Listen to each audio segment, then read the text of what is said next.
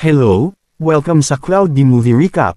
Ang pelikulang ikukwento natin ngayon ay ang Max Steel. Halina't simulan na natin. Ang isang binata na nagngangalang Max ay nasa bubong ng kanyang bahay na gumuguhit ng ilog sa kanyang sketchbook. Pagkatapos ay tinawag siya ng kanyang ina na si Molly para bumaba at tulungan siyang ilipat ang kanilang mga bag. Sinabi niya na titira sila sa isang bagong tahanan at ito ay magiging bagong simula sa kanilang buhay. Ngunit biniro siya ni Max dahil siyam na beses na silang lumipat sa bagong bahay.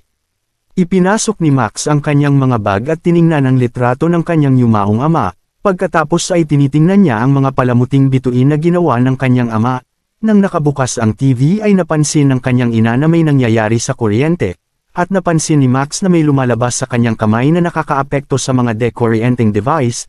Kinabukasan ay sumakay si Max sa kanyang bisikleta at pumunta sa paaralan. At napansin niya ang mga tarangkahan ng isang abandonadong kumpanya kung saan nagtatrabaho ang kanyang ama. Pagkatapos ay may tumawag kay Max sa kanyang telepono, ngunit nang sumagot siya ay may lumabas na kuryente sa kanyang kamay at pinapatay ang kanyang telepono. Ngunit pagkatapos noon ay nagpatuloy si Max sa kanyang pupuntahan. At habang nagbibisikleta ay may nabangga siya sa isang sasakyan, pero buti na lang ay nakaiwas siya at bumagsak sa lupa. Ang may-ari ng sasakyan ay isang babae na nagngangalang Sofia at kaklase niya ito. Tinanong niya si Max kung okay lang siya at pinakiusapan siya na magkita pagkatapos ng paaralan. Pagkatapos ng klase ay sumakay si Max sa kotse kasama si Sofia at pumunta sila sa kanyang bahay. Doon ay inayos ni Sofia ang kanyang bike na nasira dahil sa aksidente. Pagkatapos ay umuwi si Max. Nakilala niya ang kaibigan ng kanyang ama na si Miles at naghahapunan kasama sila. At nalaman nila na si Miles ang nagpalipat sa kanila sa bagong bahay na titirhan nila. Bukod doon ay kasama ni Miles ang ama ni Max nang mamatay ito. At naiinis si Max dahil iniisip niya na si Miles ang dahilan kung bakit namatay ang kanyang ama. Ngunit sinabi ni Miles na sinubukan niyang iligtas ang kanyang ama. Sa abandonadong kumpanya ay may kakaibang nangyari sa isang swimming pool. May lumilitaw na liwanag sa isang swimming pool at dalawang scientist ang pumunta para tingnan kung ano ang nangyari doon. At saka sila lumapit sa tubig, ngunit biglang kumalat ang mga molekula ng tubig sa hangin na nag-form na crystal molecules at tila isa itong yellow. Pagkatapos nito ay tinawagan ng mga siyentipiko ang seguridad, at sinabing maaaring nagkaroon ng hack sa kumpanya, samantala may kakaibang bagay na nagpapakita sa computer. Sinusubaybayan ito ng mga siyentipiko at alam ang lokasyon nito ngunit tumakas ito mula sa kumpanya. Sa gabi, hinahanap ni Max sa internet kung ano ang pumatay sa kanyang ama. Nakahanap siya ng ilang mga posibilidad para sa pagkamatay ng kanyang ama sa internet tulad ng isang bagyo na naganap sa araw ng aksidente. Ngunit naiinis si Max dahil wala siyang mahanap na maayos na paliwanag at tapos may mali sa computer at kinakabahan si Max dahil sa lahat ng ito. Ngunit may nakitang kuryenteng lumalabas sa kanyang kamay. At sa pagkakataong ito ay nakontrol na ni Max ang kuryente nang isara niya ang kanyang kamay. Kinabukasan ay pumunta siya sa kakahuyan upang subukan ang kanyang kakaibang kapangyarihan sa mga dekoryenteng kagamitan. Nagulat siya at nasasabik pagkatapos niyang malaman ang kanyang mga superpower. Sa school nakaupo lang si Max at nagdodrawing. Sinabi sa kanya ni Sofia na gusto niyang makilala siya sa isang date. Pag-uwi ni Max ay tinanong niya ang kanyang ina tungkol sa kanyang ama. Sinabi rin niya na ang mga tao sa kanilang bayan ay mas nakakaalam ng impormasyon tungkol sa kanyang ama kaysa sa kanya. Bukod doon ay hindi niya alam kung paano namatay ang kanyang ama. Sinabi sa kanya ni Molly na gusto niyang sabihin sa kanya ang lahat ngunit ang kwento ay komplikado at hindi niya ito maintindihan. Kapag masyadong nag-iisip si Max, lumitaw ang lumilipad na bagay. At tinitignan niya si Max mula sa malayo ngunit hindi ito napapansin ni Max. Kinabukasan, pumunta si Max sa restaurant at nakipagkita kay Sofia. Mas nakikilala nila ang isa't isa at naging magkaibigan sila. Ngunit sa sandaling ibigay ni Sofia ang kanyang telepono kay Max para isulat ang kanyang numero ay nag-off ang telepono. Samantalang si Max ay biglang sumakit ang ulo dahil sa daloy ng kuryente sa kanyang katawan. Kaya pumunta siya sa banyo at nakaramdam siya ng panic attack. Mabilis siyang tumakbo papunta sa kakahuyan at sumisigaw dahil sa sakit. Ngunit biglang may lumabas na kuryente mula sa kanyang katawan. Kinabukasan, nagising si Max at nakakita ng mga marka ng sunog sa kumot. Nakakita rin siya ng mga sugat sa kanyang dibdib. Ngunit nagulat siya at hindi alam kung paano ito nangyari. Samantala lumitaw ang isang lumilipad na bagay sa kanyang likuran. At sinabi kay Max na Steel ang pangalan niya. Pagkatapos ay ipinaliwanag niya kay Max ang kapangyarihan na mayroon siya, at nagsasabing nandyan siya para protektahan siya sa anumang bagay. Naririnig ng nanay niya ang mga boses sa kwarto ni Max at lumabas siya para tingnan kung ano ang nangyayari. Ngunit itinatago ni Max ang Steel sa labahan. Pagkatapos nito ang Steel ay nagsabi kay Max na kaya niya tulungan siya sa pamamagitan ng pagsipsip ng sobrang kuryente na enerhiya sa katawan ni Max.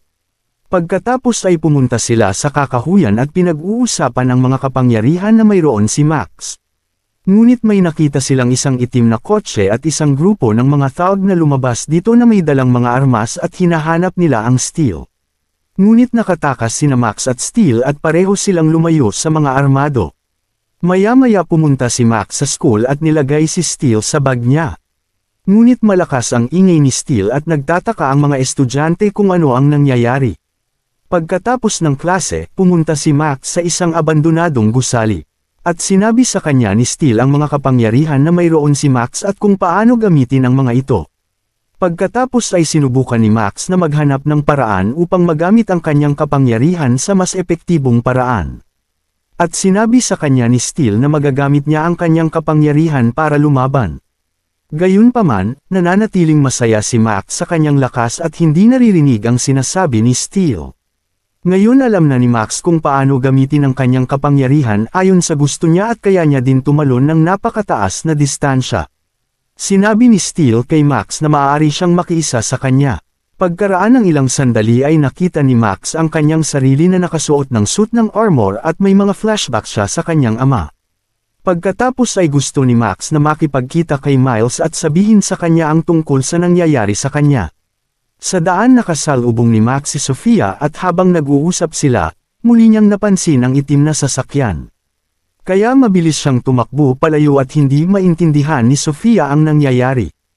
Pagkatapos noon ay pumunta si Max sa isang makipot na corridor.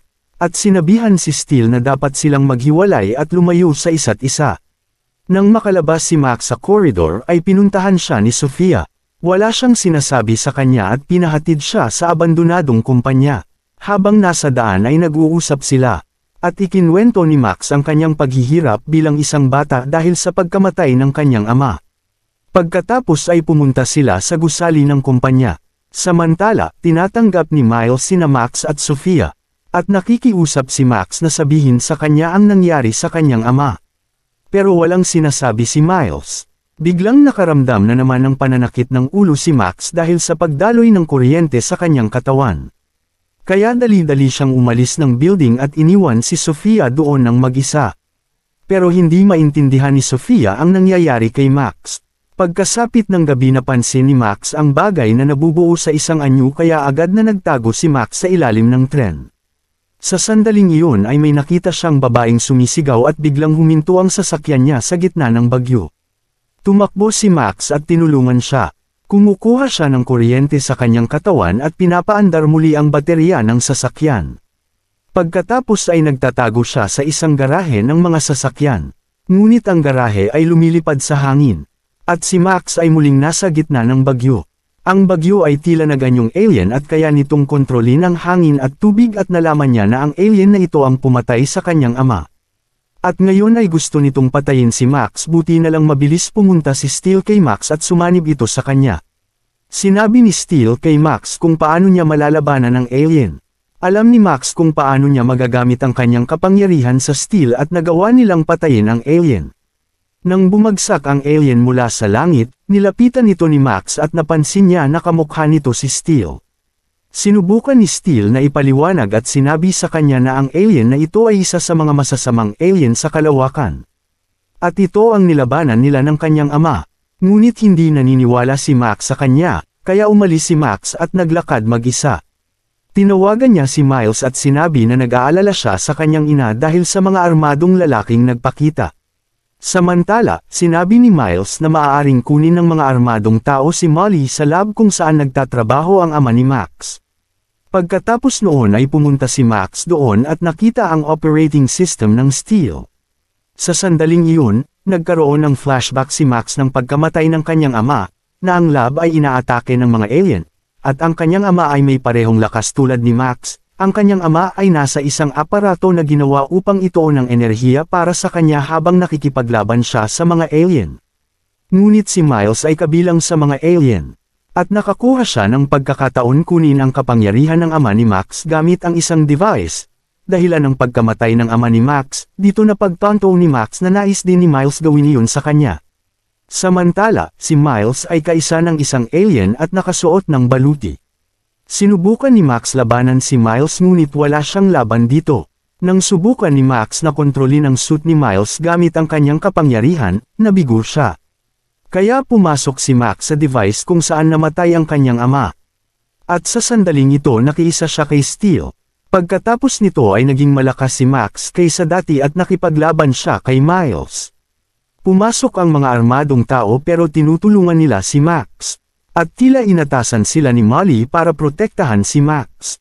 Pagkatapos noon ay inipon ni Max ang kanyang kapangyarihan at inilagay ito sa suit ni Miles na naging sanhi ng kanyang pagsabog, at nanalo si Max sa laban. Nagising sila pagkatapos ng lahat ng ito at pagod na pagod. Pagkatapos ay nakita sila ni Molly at tila kilala niya si Steel sa mahabang panahon. At masaya na buhay pa ang kanyang anak at si Steel. Pagkatapos ay nalaman din nila na ang ama ni Max ay isang alien ngunit nasa anyong tao. At ipinaliwanag ni Molly sa kanyang anak ang lahat ng nangyari sa kanyang nakaraan. Sinabi niya sa kanya na gusto ng mga alien na patayin si Max sa lahat ng oras pagkatapos nilang malaman ang kanyang lokasyon. Dahil dito ay palaging lumilipat si Molly kasama si Max mula sa isang lugar patungo sa isa pa.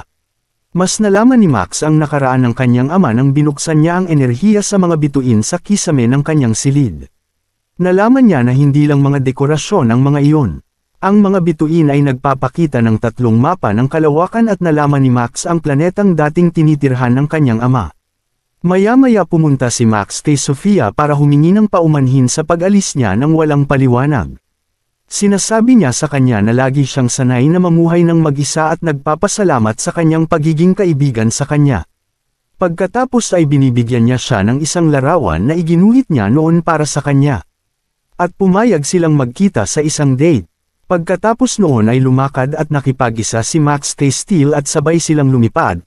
Dito na nagtatapos ang pelikula. Salamat sa panunood hanggang sa susunod na video.